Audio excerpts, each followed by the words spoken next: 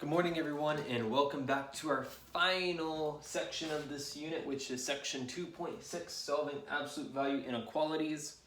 Hopefully you found the homework last night to be pretty simple. The ands and the ors, it's important. And today we're gonna be doing the same thing, but it's gonna look a little different.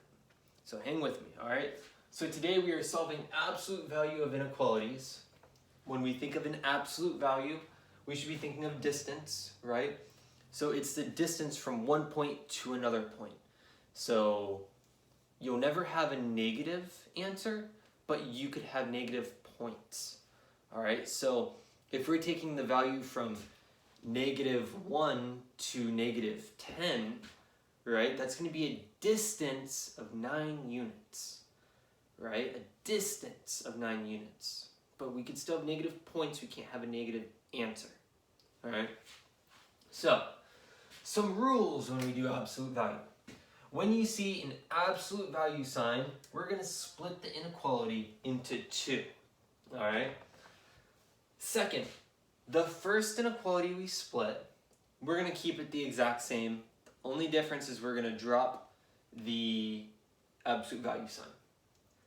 The key to doing these, though, is for the second part that we switch, we're going to flip the sign, right? We're going to flip the inequality sign, and we're going to change it to a negative. All right, so we're going to flip and change.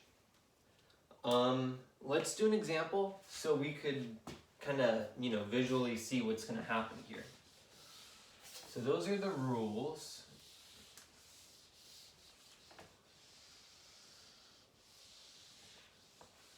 Alright, so example number 1. The absolute value of x plus 7. The absolute value of x plus 7 is less than or equal to 2. Okay, so we have an absolute value. First thing that we think of, distance. Second thing we think of, split it into 2. Right? So we're going to take this and we're going to split this into 2. When we split it into 2, it's going to stay the exact same, right? That's the first one. So this is going to be x plus 7 is less than or equal to 2. Boom. First one, done. Right?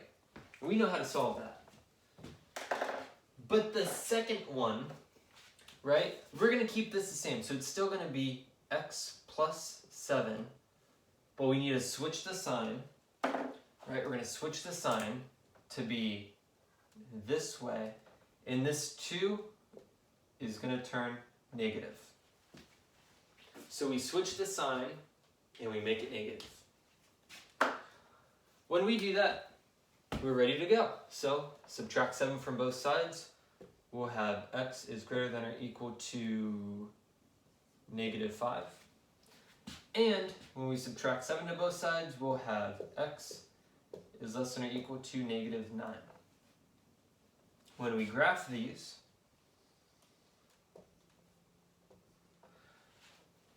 we'll put -5 as our big, -9 as our small. A closed dot on -5, shaded to the left, right? So this is going to be shaded to the left. -9 will have a closed dot, and we will also shade to the right.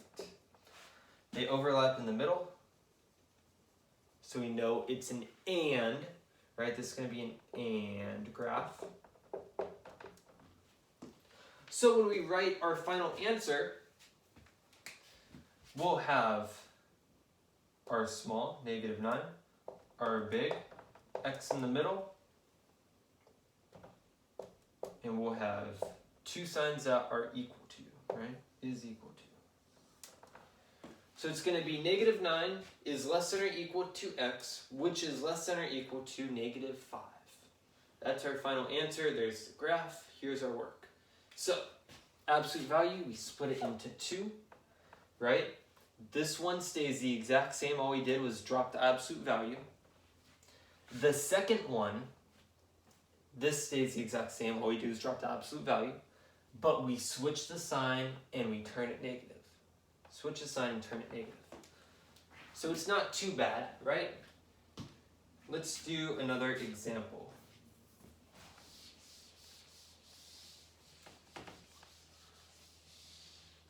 Example number 2.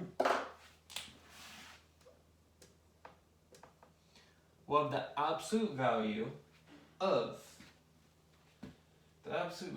8x minus 11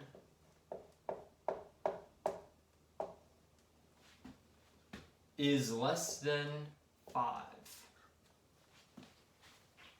So, we see an absolute value. The first thing we do is split it into 2. Right? So the first one, we're going to keep the same. 8x minus 11 is less than 5.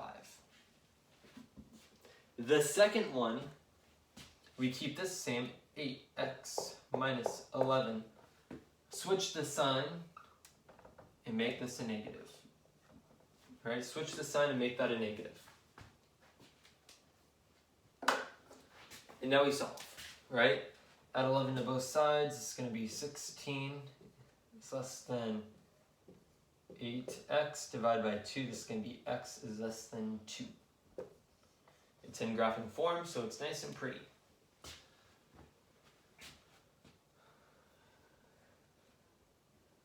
So this one will add 11 to both sides, right? This is going to give us a positive 6 is less than 8x. When we divide 8 to both sides, we'll have x is less than 6 over 8. What does that reduce to? This is going to equal 3 over 4. Alright, so it's going to be x is less than 3 over 4, which is in graphing form. When we go and graph it, we'll put the small number on the left, which is going to be 3 over 4. And we're going to put the large number on the right, which is 2. Right? Both of them are open dots. Right? The 2 is going to be shaded to the left. The 3/4 is going to be shaded to the right. So right in the middle, and this creates the and graph. The and graph. How do we write our final answer? We'll put negative 3 over 4. We'll put 2. X in the middle. And we need 2 is less than signs. 2 is less than signs, and that is it. We found our solution. Very good. So, example number 3. It looks a little bit more challenging, but isn't that hard. We could do it. So, example number 3.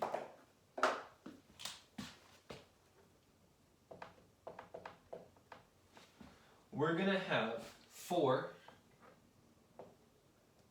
times the absolute value of 2x minus 5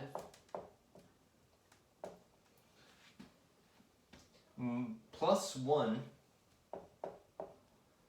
which is greater than 21. So, is this in the same form that we've been having? Because before we've been having absolute value is greater than something. Absolute value is greater than something. Well, now we don't have that case, right? Now we have a number times absolute value plus a number is 21. So this is going to take us back to, what was that, 2.4, solving multi-step inequalities, right? Same deal. We're going to have to isolate our absolute value sign and then split it into 2. All right, so how we do that, we're going to subtract 1 from both sides. So this is going to be 20 and bring this down. So we have 4, 2x minus 5. Divide by 4 from both sides, right? This is going to give us the absolute value of 2x minus 5 is greater than 20 divided by 4 gives us 5.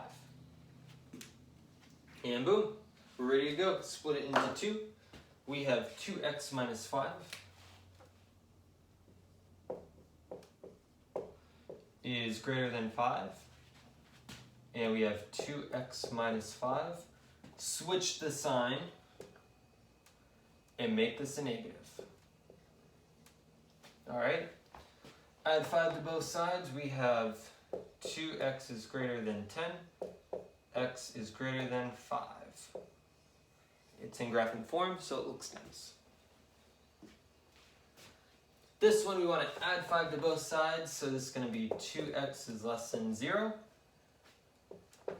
X is less than 0, and it's in graphing form, so it's all nice. When we go and we graph, I'll do the graph right up here. We're going to have our small number, which is 0, our large number, which is 5. Right? 0 is going to be an open dot, and it's going to be shaded to the left. 5 is also going to be an open dot and is shaded to the right, which means this is going to be what we did last night, an OR graph. Be an OR graph.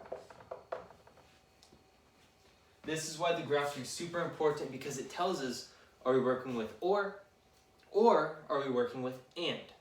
Right? It's one or the other. You'll never have like a non-one.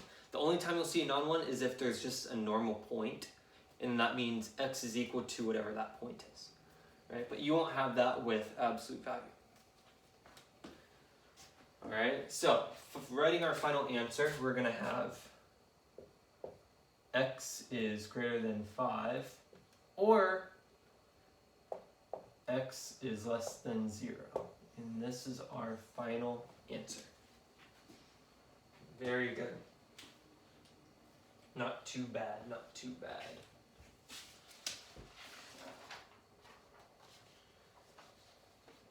Alright, the final one of the day is going to be a U-try.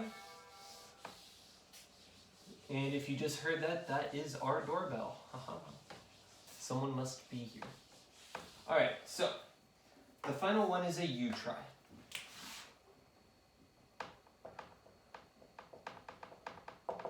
So we're going to have 3 times the absolute value of x plus 1 minus 7 is greater than or equal to negative 1? Yeah, negative 1. Alright, so I'll tell you something. If this was just the absolute value is greater than negative 1, it's no solution, because a distance can't be a negative value. Right? A distance can't be a negative value. You can't run negative 1 mile. Right? Maybe you could run backwards, but you're still running a mile. Right? So if this was absolute value is something negative, no solution. Can't do it. Right? Because it can't be negative. But if we have stuff to play around with, this could turn into a positive. So let's do that. We're going to add 7 to both sides. So we're going to have 3 times the absolute value of x plus 1 is greater than or equal to 6. Divide 3 to both sides, we're going to have the absolute value of x plus 1 is greater than or equal to 2. And guess what? That just fixed it. We turned this negative into a positive. So we're good. Let's split it into 2 different terms. So we're going to have x plus 1 is greater than or equal to 2. And then we're going to have a x plus 1 is greater than or equal to, oh, caught myself, less than or equal to negative 2. Alright, when we do that, we subtract 1 to both sides. This is going to be x is greater than or equal to 1. Subtract 1 to both sides. This can be x is less than or equal to negative 3. When we go and graph that, we have our small number, which is negative 3, our large number, which is 1. 2 closed dots, right? So we could close these dots, right? 3 is going to be shaded to the left. 1 is going to be shaded to the right, which makes this an OR graph. Writing our final answer, we're going to have x is greater than or equal to 1, or x is less than or equal to negative 3. We have it separated by an OR. Alright guys, that's the lesson for today. I hope you guys really got it. If you need extra help, please email me or come to my office hours between 2 and 3 on Zoom. I will give you the homework right now. Alright, so the homework today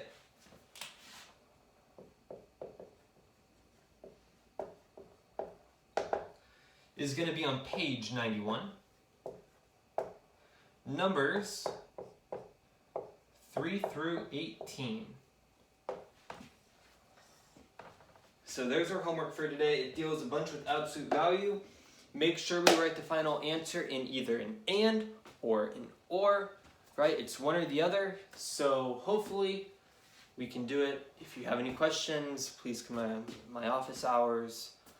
I look forward to seeing you guys next time. Next time, we're going to have the chapter review, right? So the rest of this chapter, we'll have the chapter review. It's going to be a free work day. It'll basically be a Zoom meeting during this time, and you could ask me any questions. We're going to do pages 94 to 96, problems 1 to 29. All right, that's a really good review for the test. And exam 2 is going to be on sections 2.1 to 2.6. We won't have any homework today, but that is going to be on 11/27. All right, so on the 27th, it's a Friday. So a nice way to go into the weekend. So I hope you guys have a good day. Please email me or come to my office hours. Have a nice day.